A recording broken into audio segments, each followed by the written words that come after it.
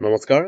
বৰ্তমান সময়ছোৱাত আপুনি আন কিবা শিকক বা নিশিকক, কিন্তু মানুহক চিনি পাবলৈ শিকাটো বহুত বেছি দৰকাৰ।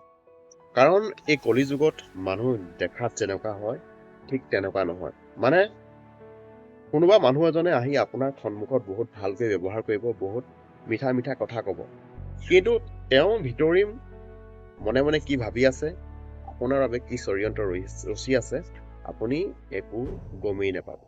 কাৰণ এই কলিযুগত এতিয়াও ৰামায়ণৰ মন্থৰা, সুপৰ্ণখা আৰু মহাভাৰতৰ শকুনিৰ দৰে কিছুমান মানুহ এই পৃথিৱীত জীয়াই আছে।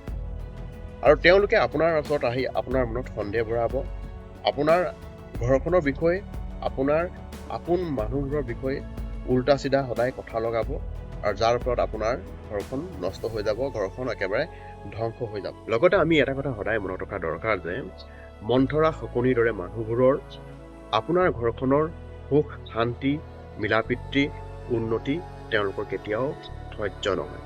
গতিকে তেওঁলোকে সদায় এইটোৱে চেষ্টা কৰে যে আপোনাৰ ঘৰখন কেনেকৈ নষ্ট কৰিব। গতিকে নিজৰ ঘৰখনৰ মাজতে হওক বা নিজৰ সম্পৰ্কবোৰৰ মাজতে হওক, কেতিয়াও মন্থৰা, শকুনিৰ দৰে তৃতীয়জন ব্যক্তিক জীৱনলৈ আহিব দিব নালাগে। যেতিয়াই আপোনাৰ ঘৰখনত বা আপোনালোকৰ সম্পৰ্কৰ মাজত তৃতীয়জন ব্যক্তি সোমাব, তেতিয়াই আপোনালোকৰ ঘৰখন বা আপোনালোকৰ সম্পৰ্কবোৰ নিমিষতে শেষ হৈ যাব। গতিকে এনেকুৱা মানুহৰ পৰা সদায় সাৱধান হৈ থাকিব লাগে, আৰু কেতিয়াও এওঁলোকৰ কথাত বিশ্বাস কৰিব নালাগে।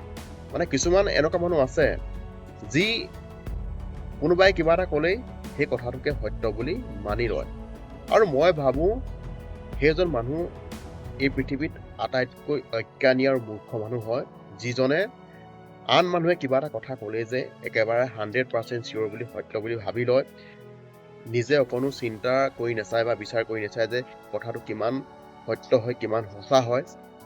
আমি এটা কথা সদায় মনত ৰখা দৰকাৰ যে যেতিয়া কোনোবা মানুহে আহি যদি আমাক কিবা এটা কথা কয়, আমাৰ ঘৰখনৰ বিষয়ে কয় বা আমাৰ আপোন মানুহৰ বিষয়ে কথা কয়, তেতিয়া এটা কথা সদায় মনত ৰখা দৰকাৰ যে সদায় কথাখিনি ভালদৰে শুনিবলৈ চেষ্টা কৰিব লাগে, আৰু নিজে মনে মনে এটা বিচাৰ কৰিব লাগে যে কথাখিনি কিমান সঁচা আৰু কিমান মিছা।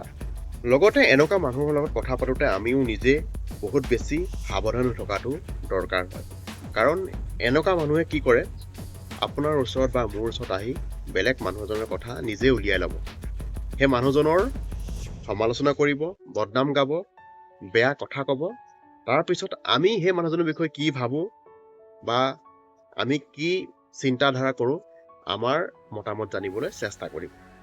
আৰু যেতিয়া আমি সেই মানুহজনৰ কথাত আহি সেই মানুহজনৰ বিষয়ে যদি আমি বেয়াকৈ কওঁ, সমালোচনা কৰোঁ, পাছত এই মানুহজনে গৈ আন মানুহজনক আমি কোৱা কথাবোৰ লগাই দিম। গতিকে মানুহ চিনি পোৱাৰ লগতে আমি ক'ত, কেতিয়া, কাক, কেনেকৈ কথা ক'ব লাগে এইটো শিকাৰো বহুত বেছি দৰকাৰ হয়।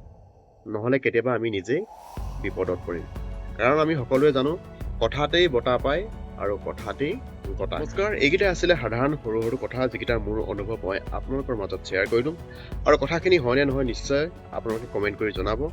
ভিডিঅ'টো ভাল লাগিলে লাইক কৰিব, লগতে ইউটিউব চেনেলটো ছাবস্ক্ৰাইব কৰিব আৰু ফেচবুক প্ৰফাইলটো ফ'ল' কৰিব। চ' আজিলৈ ইমানেই, নমস্কাৰ।